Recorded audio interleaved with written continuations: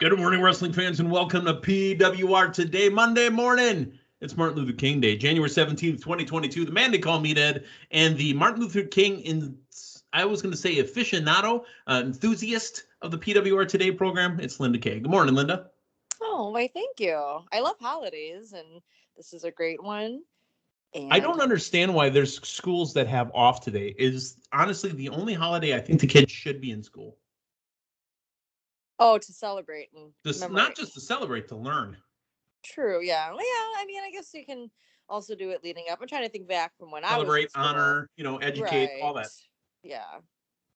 Well, it can still be done before. No, I know a bunch of kids that are off today, so it doesn't make sense to me. But federal holiday, no post office. Then again, no Milwaukee Public School System, I was off half of the time anyway, so I don't think they knew though. I think I just decided not to go. But anyway, enough about my Milwaukee Public School education. Let's talk about the fact that we can wear some of the finest in wrestling attire. Linda, what are we talking about? We are talking about collar and elbow. Meathead, I'm fresh from getting back from a long but exciting week in Louisville. Yeah. And at the end of my trip and on my way back yesterday to Milwaukee, I was sporting a nifty collar and elbow t-shirt. So make sure if you want to look nifty as well. And sporty, yeah. Yes, to go to collarandelbowbrand.com. Check out the latest and greatest in wrestling street fashions. And to save a little cash, use promo code LindaK. That's LINDAKAY to save 10% off your order. I got to wonder that after what you're about to tell us, I wonder if people are going to start wondering where that Linda Kay collar and elbow gear is. Because, Linda, this past Saturday, and you kind of kayfabed on me a little bit, you were in a match. I need you to give the details to the people that listen and to myself. What happened? Right. Well, down in Louisville for OVW this past Saturday night, it was our annual Nightmare Rumble, which you knew I was heading down for TV last Thursday night, and stayed through the weekend, obviously, to help announce the 30-man Nightmare Rumble and the first ever inaugural 20-woman Nightmare Rumble for OVW as well. So we had a lot going on. Needed some, extra hands at the announcing and just all the help at ringside. So I was there, and lo and behold, I was a surprise entrant. What? For the Women's Rumble. Yes. We've seen Linda compete at Blizzard Brawl. Linda, I told you this in all sincerity, and I said this to you on the air, and I said this to you off air as well. At Blizzard Brawl, you had 2,000 people chanting your name. Linda Kay, you're over. You are over, and you participating in this Nightmare Rumble for the women's side of OVW. I mean, they knew what they were doing by putting you in. Oh, man, I mean, it's still just crazy thinking about it, and that feeling just being there in the ring. I mean, it was a packed house, sold out crowd at the historic Davis Arena. But we had a lot of eyes on us. It was shown exclusively on pay-per-view on Fight TV. We had our guy Josh. So says Chernoff. Josh Chernoff was in the house reporting live. For those that don't know, I mean, that are only PWR Today enthusiasts and listen to our show, Josh Chernoff is a friend of the Pro Wrestling Report and a member of our extended family. Right. So this is the great thing, after I was able to talk to Josh, or when I go up to him, excuse me, and I was like, you know what? We have never met in person because when we were doing PWR Today, it was all via Skype, Zoom. It was during 2020. So crazy. Let's fast forward to 2022, January 15th. That's right, we're in 2022. Right. And you know what? Something else I learned. Josh Chernoff trained. He wrestled at OVW back in 2008, 2009, something like that. Yes. He pulled up some pictures. I didn't know. Now that's a new one. That one I didn't know. I did not know either. He was a worker. 14 years later, he makes his way back to Davis Arena. Yeah, so Josh Chernoff, on Twitter, I know he posted some pictures from back then compared to this past weekend. And he also, just check out the coverage via Fight TV, via Josh Chernoff on Twitter. He did a tremendous job covering. Correct. Thank you. Yeah. Did a tremendous job covering the Nightmare Rumble and just, like just talking about the history of OVW as well. I mean, it's insane. I got to do that interview with Josh right after the match, which like I should probably rewind a little bit about what happened, but he also had a one-on-one interview with former senior intern Right. Cal How Hero. full circle is that? That he's interviewing Cal Hero when he was on the show with Papa Dave, the Right. popcorn night.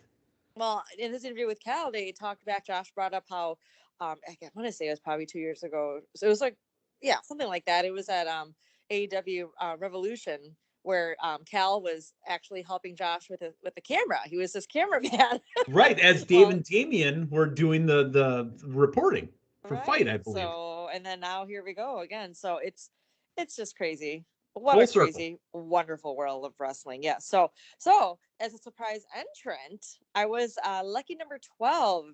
And I got to have a moment there with one of our commentators at OVW, Shannon the Dude. Now, he found his way to sneak into the women's rumble. He declared this past week on OVW TV that he was in the rumble. Who's checking the list on this stuff? I mean, seriously, for a women's rumble, isn't there a criteria?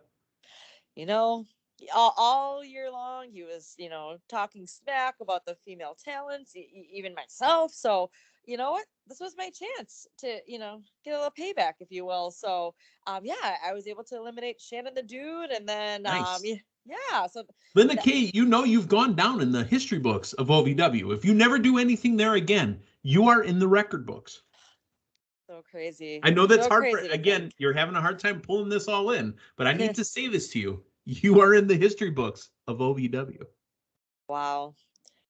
Oh, just thinking about it again. If you haven't caught it again, I'm sorry. Well, no worries. If you haven't caught Nightmare Rumble yet, it is still available to order on Fight TV. It's got unlimited replays. Yep. Check it out. You know what? Also, Meathead. So I had that moment with Shan the Dude. I worked out some Muay Thai kicks.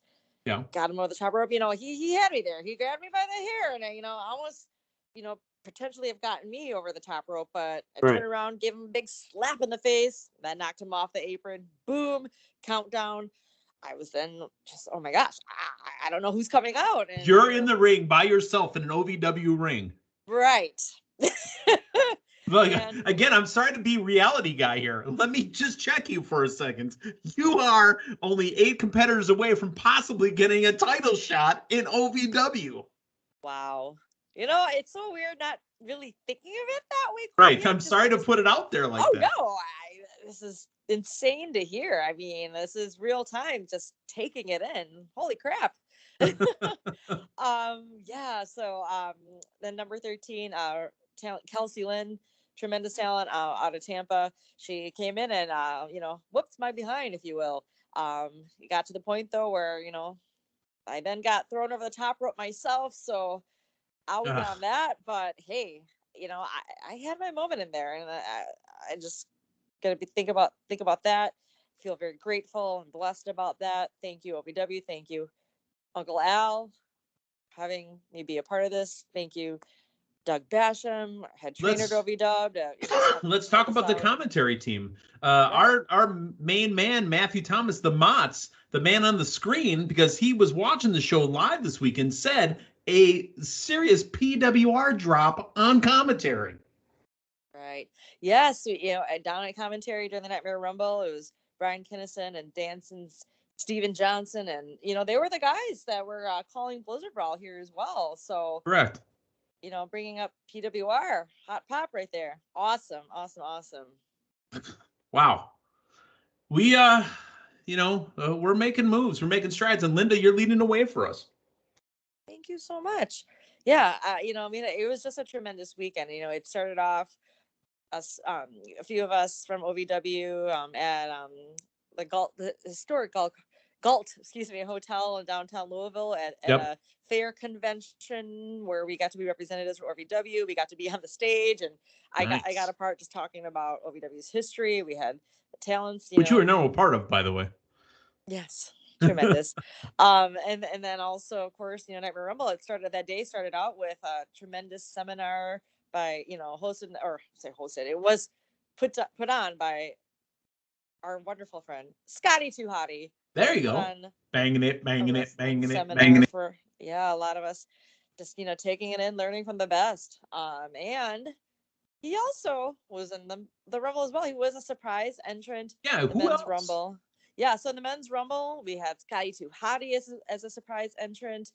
We had Mahabali Shira, Oh, OVW and Impact Wrestling, making a big return after injuring his foot not sometime last year or one of our pay-per-views, and the returning former OVW heavyweight champion Omar Amir, who also just returned from shoulder surgery as well, and came down to Omar and Scotty in the very end, and yeah. Omar Amir came up with the win, and so he'll be, he's a new #1 contender for the OVW Heavyweight Championship. We'll be facing Ryan Howe sometime soon.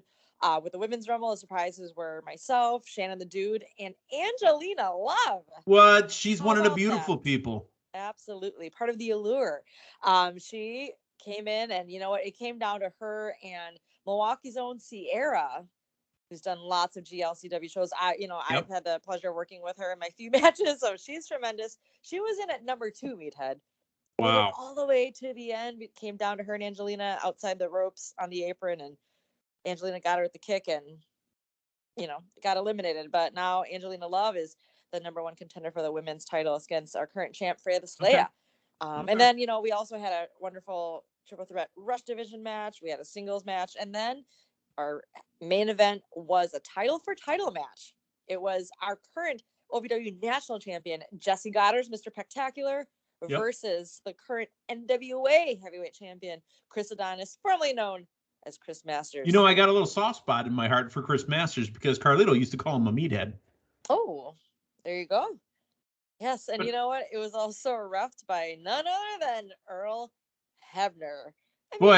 Cal Hero was in the building, and I wonder if he had words with Earl backstage.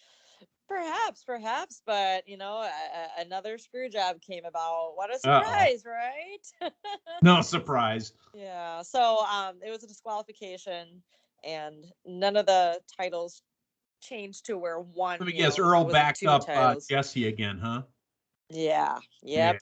Yeah. So you know what though? What a way to end a great show. We also had Aaron Stevens, formerly known as Damien Sandow, is one of our. I miss Damien Sandow. I love that character. Yeah, and the place was packed. And not just the locker rooms, but right. So you're saying it was a sellout at the curtain too? Yes. It's insane just thinking about everything. We had Cal Hero in there, those dark clouds just working on that shoulder. Cal's own partner, Dustin Jackson, eliminated himself to help save his partner. Now that's some brotherhood right there. So Cal was in the ring with his hurt shoulder as well. That's got to be worth at least a bag of popcorn from the Golden Knights Popcorn Company. Exactly. So we'll see what happens this week on OVW TV. Coming out of a strong Nightmare Rumble, and we'll just go from there. Linda K. Well, to be honest, I know you're going back and forth Milwaukee to Louisville. What's the drive again? 5-6 hours? 6.5, depending on traffic and depends on who's driving, traffic, whatever. Yeah. The next time I'm in the Milwaukee, I might have to come down and just see what's going on, just for a night. I have to see, because the show sounds hot. I honestly got to take it. If you guys are in the Midwest, in the Ohio Valley area, you got to be checking out OVW. Absolutely, lots of action, and we are a family-friendly product as well. We bust our butts and give it our all, putting on a very entertaining and fabulous wrestling show. The storytelling, the matches itself. It's a live TV show every week, and the Saturday. Yeah, it's on all the TVs in the area too, right? It's on the local, I think it's on the CWs and all that too. Various stations throughout all of Kentucky. It's statewide, and then of course, and we're also on national networks on YTA, the Action Channel, and then of course on Fight TV International. It's insane. Wow, what a ride! Unbelievable. Well, as awesome as that was, and I could go on even more. We got to get to the national stuff along with WWE and AEW as well. We're gonna run through Rampage. We'll run through Smackdown, and we'll talk everything else that's happened over the weekend here. First, let's go to Smackdown. Linda, you say you've caught up even after your big weekend. You know what happened on Smackdown. Right. I'll be honest. I do what I do sometimes, and when that long drive back to Milwaukee, I was listening. So not notice watching. I didn't say you watched Smackdown. Yes, I caught up. I was listening to Smackdown. on the way back just to kind of get up to speed on everything. And Fair yeah, enough.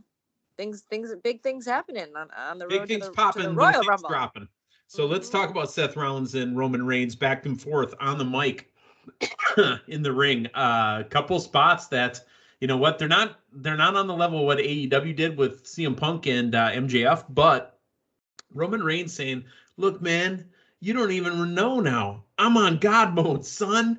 And if I were to pick anybody from the Raw, it wouldn't be you, it'd be your wife. Anybody from your house, I'd rather be with your wife. She's more of a main event star than you are, son." Damn. I mean, Rollins should have popped him in the mouth. Obviously, the Usos came in and tried to attack Rollins, but boy, oh boy, those are some words that we have not heard superstars go at each other in WWE in a long time.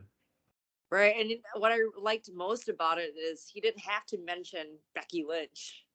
He said, no, it's easy. I would took your wife. Yeah. Yeah. And it's not even about, his wife as a wrestler. It's about him as a man.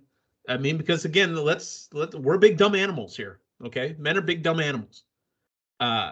If you tell a man that you're not the man of your house, your wife's the man, which she's the man, right? Yeah. What are you? I mean, that's an ego shot right there. Absolutely. Yeah. I'm really digging this.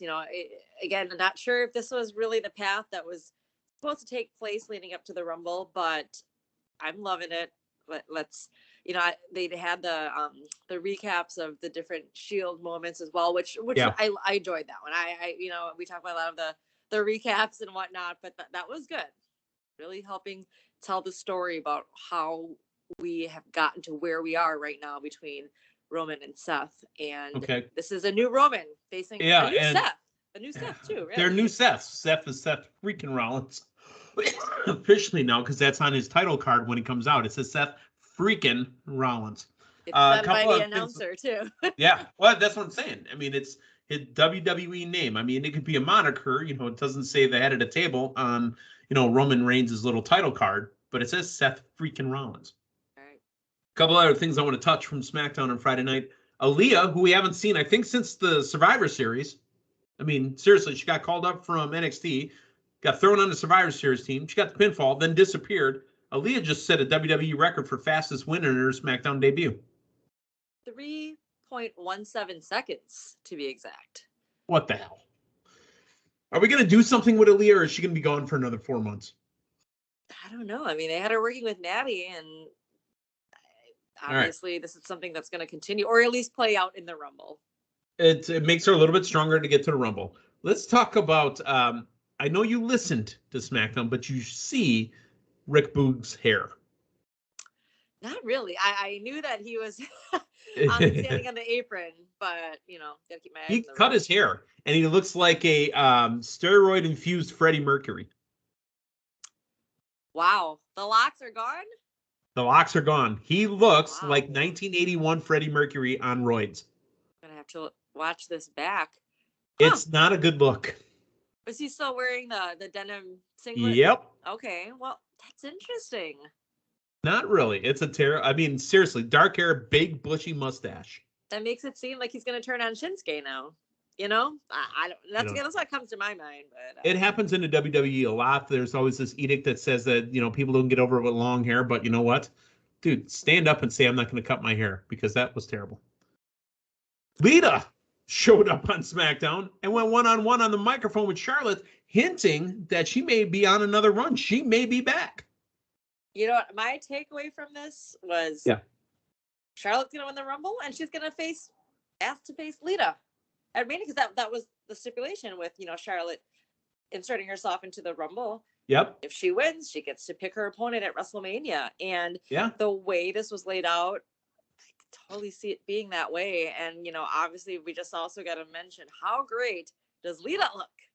Oh, you know what? I loved Lita's look, obviously. Lita was what women's wrestling is now when she was there, but she was still stuck in bra and panties matches. Right. Okay? She was wrestling the style that they're wrestling now. So she's kind of a trailblazer in that sense, where she was trained as a real wrestler, not a bra and panties match wrestler. And no slam to, the women that came before her, that before this women's revolution, but they weren't really wrestling. They had 2 to 3 minutes on TV, and it was about looks more than it was about work. All right, just different time. Yeah, nothing against it, but yeah, Lita could come back and show these girls. I mean, because Lita and the song, Linda, you know me, her music, doom. Oh yeah, I'm ready. I am ready for a full-on Lita entrance. And then finally, a brand new show debuted inside of SmackDown. It's called Insane. You know what? My goodness. The ramp wasn't even made to jump the top rope. The ramp was going to crash. The way the ramp was designed, it was going to hit the middle rope. Well, again, I was driving, so I couldn't fully see the design of this ramp, but I just felt like, okay, this is a. But Rick Boogs chucked Sami Zayn into the bullseye, so he did hit his mark anyway. Well, hey, there's some success in that. Maybe we'll see more in Zayn. Sami Zayn is so entertaining. I mean, even though some of the stuff that he's in isn't worth, whatever, Sami Zayn is killing anything that's given to him. Let's make our way to Rampage. They opened up with Adam Cole, baby. Matthew and I were talking it out, and we had said, I don't think they're going to reopen up with Adam Cole again, but Adam Cole's the guy that gets you to stay on the channel. So when they finished off on SmackDown, the second you click over to Rampage, you hear, it's all about that boom. Ooh. Adam Cole's going to open that show every time. Right. I mean, for a while there, it was always Daniel Bryan, but now. Yeah. There's a reason he's there, and he's there for a reason. However, Linda, did you notice a young Miss Britt Baker is now accompanying Adam to the ring? Right. I heard that, and as I was driving, and I'm trying my best not to say, did you see? Because obviously you didn't see. I know, that's why I mentioned that. But no, I was like, wow. I mean, unless I missed something, this is the first time Wednesday she's accompanying. Well, yeah, sorry, other than. But Wednesday, it's acknowledged. Yeah. I like it and don't like it. I'll explain. I like it because you know what? We know. And you know what? It's okay to have Adam have somebody come out with her. However, I think they're taking a little bit of that rub that Britt gets and trying to put it on top of Adam. I think they should be separate when it comes to competing. I don't have a problem acknowledging, but I don't want them coming out together. Right. Yeah, I was going to say, if she wasn't currently champion and still, right. Highs that she's her own thing. She's her own steam. Right. Her own smoke. Right. That's like right now, if they, kind of want to put, I guess in comparison, Becky and Seth together right now, they really don't have to. No, they're their own thing. Right. I mean, but now it's going to be, teaming up against, Orange Cassidy and Chris Statlander for next week. So, okay. However, yeah, I don't think they needed to do this like this second. Right. Eventually, at some point, sure, why not? But, and I'm cool with acknowledging it. Just I don't need them shoved together on TV. Yeah, something different, I guess. Right. Because, like I said, it takes a little bit of shine off of Britt. Britt's her own brand. Mm-hmm. Yeah, it's not like Rebel Reba, is coming out with Jamie Hayter and whatnot.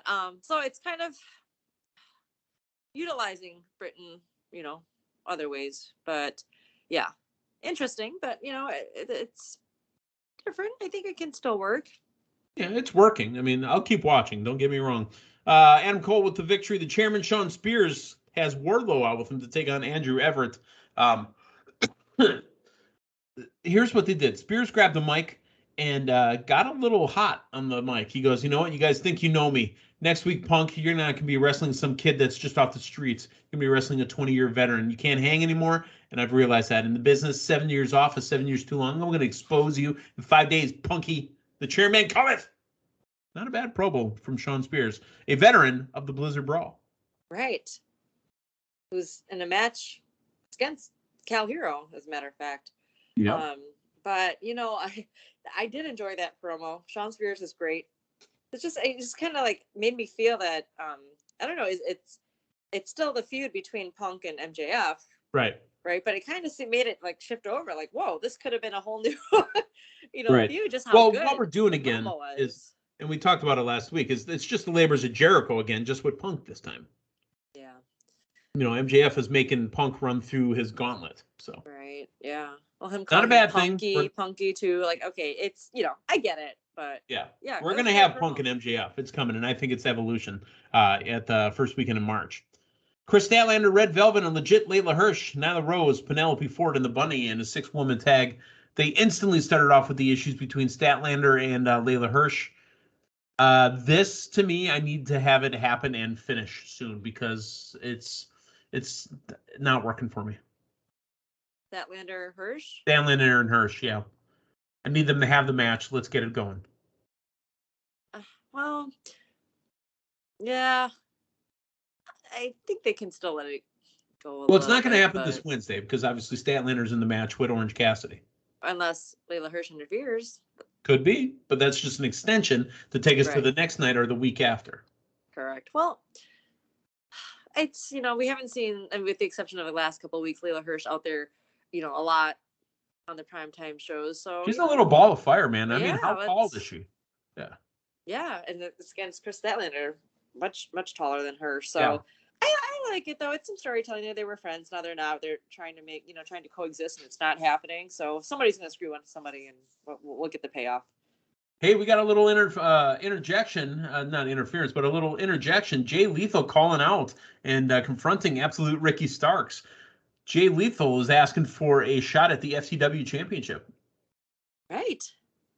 Hey, I know you and Matthew talked about it recently as well about, Jay Lethal making his debut on AEW and not quite getting as much time on TV or stories. Here we go. We got something on TV now.